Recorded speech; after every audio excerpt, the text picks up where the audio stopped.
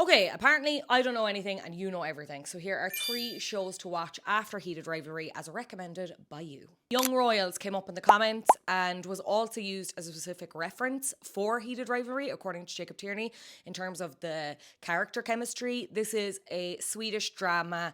A prince goes to a new school. He's trying to keep his head down. Dun dun dun. Who does he meet? The love of his life? Question mark. This is on Netflix. Ran for 3 seasons. You'd fly through it. Next up, an obvious pick, I would say, which is kind of why I didn't include it in the first video. But you know what? Just because something's obvious to me doesn't mean it's going to be obvious to you. And as it did lay the groundwork for queer television in general, it seems amiss not to mention it. Queer as Folk, obviously. Now, there are 3 different iterations of this. This obviously started in the UK, an original series by Russell T Davies. Starred Ireland's own Aidan Gillen. Hello. Follows the lives of 3 gay men living in Manchester. This was considered very revolutionary at the time. And it genuinely was. It faced some criticism at the time for not portraying the gravity of the AIDS crisis. But I think retrospective looks have been more kind. There's also lots of interesting behind the scenes kind of drama. They had a sponsor for the first season who ended up pulling out halfway through the first season because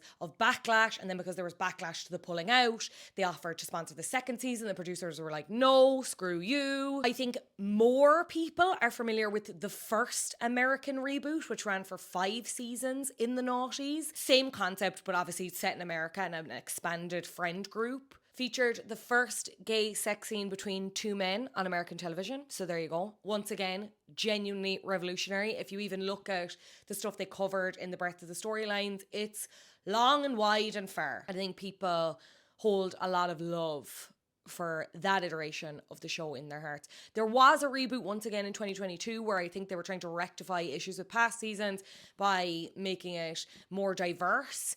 And again, I know people do like that reboot, but my understanding is also that I think people felt some of the storylines were a bit exploitative, bordering on trauma porny. Anyway, I think it goes without saying, without Queer as Folk, there would be no Heated Rivalry. And then finally, my God, you love this show, Scam.